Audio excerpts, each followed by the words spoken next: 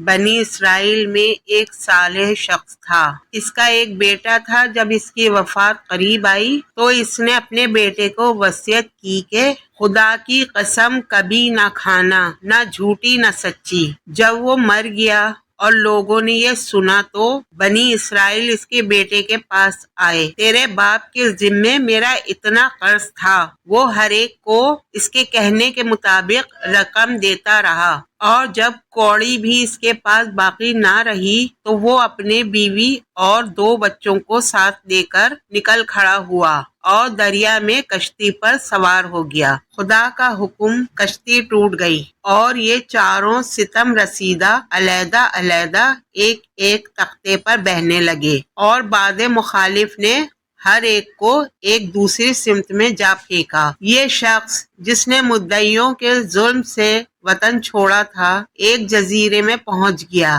جہاں کوئی آدمزاد نظر نہ آتا تھا۔ وہ حیران تھا کہ کیا کرے۔ اتنے میں ہاتف سے ایک آواز آئی کہ اے ماں باپ کے ساتھ احسان کرنے والے، معیشت الہی اس بات کی متقاضی ہے کہ تجھ کو ایک خزانہ ملے۔ فلاں جگہ جاؤ اور وہاں سے خزانہ نکال لو۔ یہ وہاں پہنچا تو اس مقام سے واقعی خزانہ مل گیا۔ پھر اللہ تعالیٰ نے کچھ آدمی کہیں سے وہاں بھیج دیے۔ اس نے ان سے بڑا اچھا سلوک کیا، اور اس کے اس نیک سلوک کی خبر گرد و نواح میں پھیل گئی، اور مہمان نوازی و غربا پروری کی دور دور تک شہرت ہو گئی۔ چنانچہ اطراف و جانب سے لوگ اس کے پاس آنا شروع ہو گئے، اور جو آتے گئے وہیں بستے گئے، یہاں تک کہ وہ جزیرہ ایک بڑا شہر ہو گیا، اور یہ شخص اس جزیرے کا حاکم بن گیا۔ خدا کی شان، جیسے کہ اور آدمی اس کی خبریں سن سن کر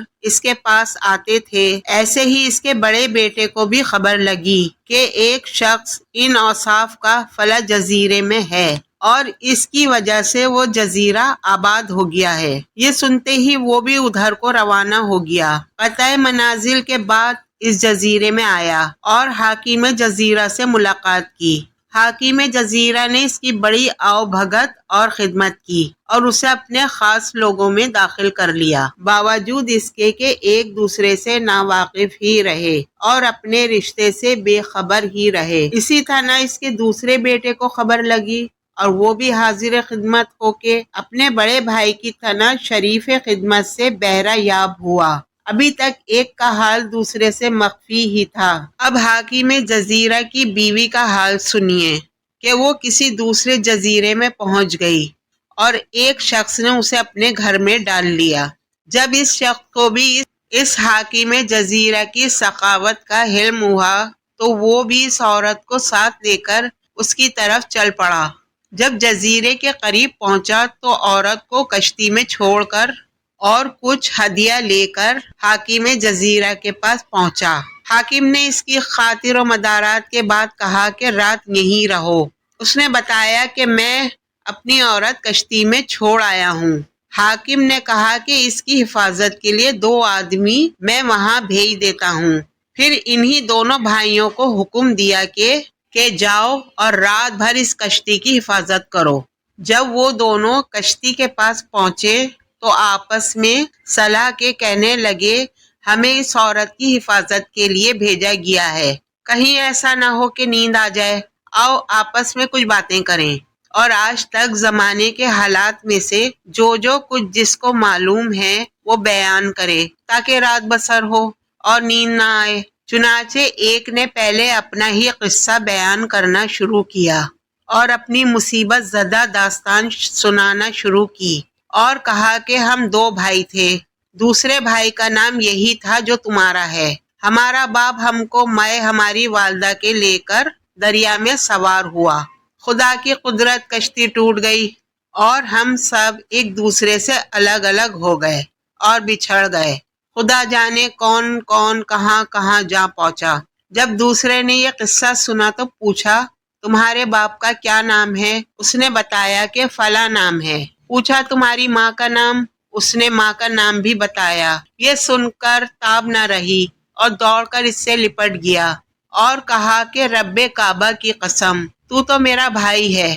وہ عورت جو کشتی میں بیٹھی تھی اور جو در حقیقت ان کی ماں تھی، بیٹھی دونوں کی باتیں سن رہی تھی۔ جب صبح ہوئی اور وہ شخص کشتی پر آیا تو عورت کو نہایت غمگین پایا۔ یہ دیکھ کر اسے شک گزرا کہ شاید ان دونوں پہرے داروں نے کوئی شرارت کی ہے۔ چنانچہ وہ غصے میں الٹے پاؤں پھر حاکم جزیرہ کے پاس پہنچا اور سارا قصہ سنایا۔